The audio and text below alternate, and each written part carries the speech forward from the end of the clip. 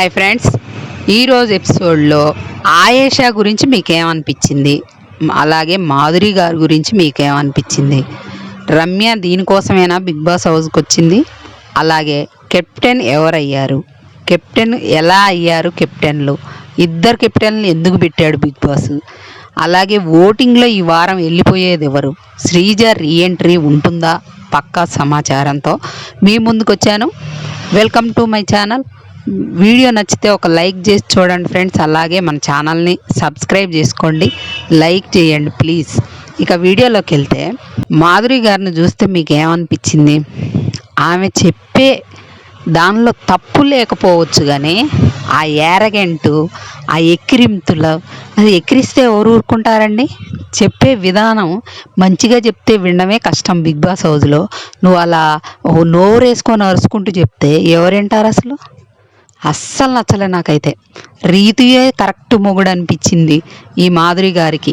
ఇంకా శ్రీజ ఉంటే ఇంకో లెవెల్లో, నెక్స్ట్ లెవెల్లో ఉండేదేమో అని నాకు అనిపించింది.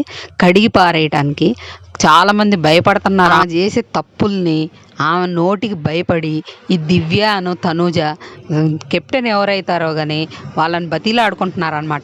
బాబోయ్, ఆమెతో మేము పడలేము, ముక్కు మూసుకొనైనా బాత్రూమ్లు గడిగి ఆ బాత్రూంలో బండుకుంటాం తప్ప ఆమెతో మా కుద్దురా బాబోయ్ అనుకుంటున్నారు. అలా ఉందన్నమాట సిచ్యువేషన్. ఆమె ముందు చెప్పలేక వెనకపోయి మాట్లాడుకుంటున్నారు వాళ్ళైతే.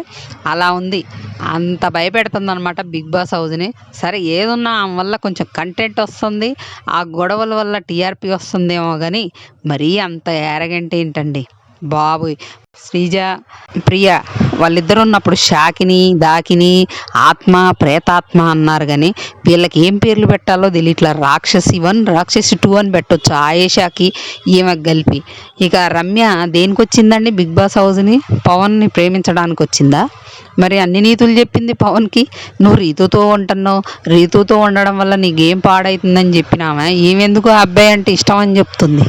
చెప్పటానికే నీతులండి, పాటించడానికి ఉండవు. అలా అయిపోయింది. ఆ ఫుడ్ ఈమెదైతే ఫుడ్ పవర్ అయితే గోవింద అయిందనమాట. ఈరోజు ఎపిసోడ్లో మనకు టెలికాస్ట్ అయింది. ఆ రీతుకి పెట్టింది పిజ్జా, రీతు తినేసింది. సంజన గారు ఐస్ క్రీమ్ దొంగతనంగా తినేసింది. ఇంకా సుమన్ శెట్టి కూడా ఎవరికో పెట్టారంట. ఆయన బర్నీ కూడా అడుగుతుండు, నువ్వే తింటావా మాకేం పెట్టవా అన్నట్టు. ఆ బర్నీ గారు ఏందో, ఆ బర్నీ గారు దివ్య ఆ ఏడుపులేంటో, ఆ బంధాలేంటో, ఆ అనుబంధాలేంటో. సీతమ్మ వాకిట్లో సిరిమల్లె చెట్టు కాదు, బర్నీ చెట్లు బిగ్ బాస్ హౌస్ అన్నట్టుంది.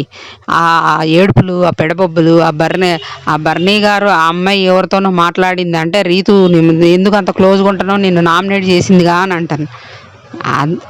రోజు రోజుకు బయటపడుతున్నారండి మీరు. బర్నీ గారు దాచేస్తే ఎన్నాళ్ళు దాగలేరు. పైగా మళ్ళీ బిల్డప్ ఒకటి, నన్ను టార్గెట్ చేసిన వాళ్ళందరూ బయటికి పోతున్నారని.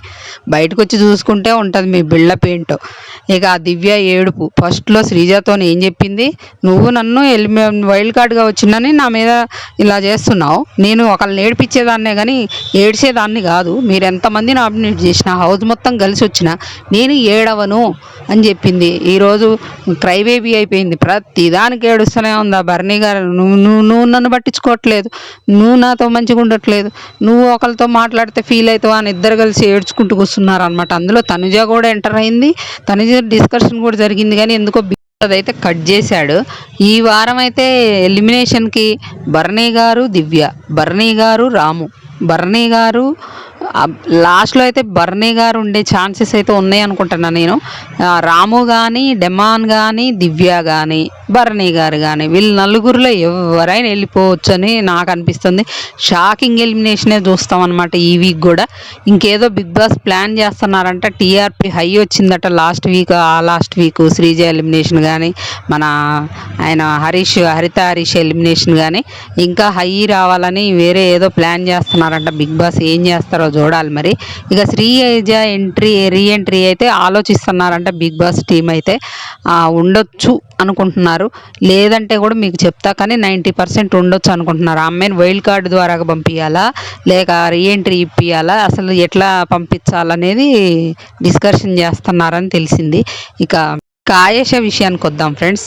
ఎన్ని మాటలు చెప్పింది తనూజ గురించి, నువ్వు ఏడుస్తావు, ఇదైపోతావు అని. సుమన్ శెట్టికి ఆయనకి ఏం పాయింట్స్ పెట్టి నామినేట్ చేయాలో కూడా తెలియని స్టేజ్లో ఉన్న ఆయనకి బాల్ ఇచ్చి ఏం పాయింట్స్ చెప్పాలో చెప్పి నువ్వు ఊకే ఏడుస్తావు, అలుగుతావు, ప్రతిదానికి ఏడుపులు, అలకలు, పెడబొబ్బలు అని చెప్పించినావు కదా. మరి ఈరోజు నువ్వు చిన్న గేమ్ ఓడిపోతే నువ్వు ఎందుకు ఏడ్చినావు? గేమ్ ఓడిపోతే స్పోర్టివ్ తీసుకునే అవసరం లేదా?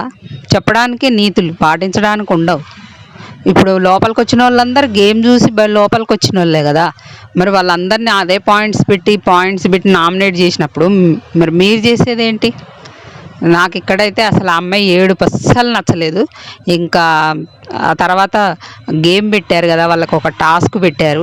ఆ టాస్క్లో మాత్రం సుమన్ గారు, అబ్బాయి పేరు ఏం పేరు, గౌరవ్, ఇద్దరు మంచిగా ఆడారు. వాళ్ళిద్దరికైతే కెప్టెన్సీ బ్యాడ్జెస్ అయితే ఇచ్చారు. కానీ ఇంకా ట్విస్ట్ ఉంది. అసలు ట్విస్ట్ ఏంటంటే వాళ్ళల్లో ఒకరిని చూజ్ చేసుకోవాలి నిఖిల్ డైరెక్ట్ కెప్టెన్ కంటెండర్ కదా, తను వాళ్ళతో తలపడాలన్నమాట. తను తెలివిగా డెసిషన్ తీసుకుండే. ఇప్పుడు సుమన్ శెట్టి మీద ఎలాగో ఫిజికల్స్గా ఆడినా, ఏ విధంగా ఆడినా నిఖిల్కే ఛాన్స్ ఉంటుంది. అయినా కూడా గౌరవ్తో ఆడాలన్న డెసిషన్ చాలా మంచిగా అనిపించింది నాకు. గౌరవ్తో అయితే సెలెక్ట్ చేసుకుంటాడు. కానీ ఈరోజు ఆ టాస్క్లో ఒక వెయిట్ లిఫ్టింగ్ టాస్క్ లాంటిది పెడతారు. అందులో గౌరవే గెలుస్తాడు.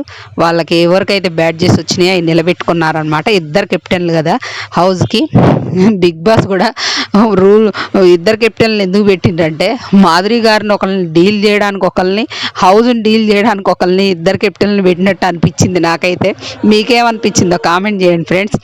పాపం ఈ కళ్యాణ్ అయితే కూల్గా ఎన్ని గొడవలు జరిగినాయి, ఎన్ని రచ్చలు జరిగినాయి, అయినా కూడా చాలా కూల్గా మన మంచిగా చేసిండు అనిపించింది కెప్టెన్గా.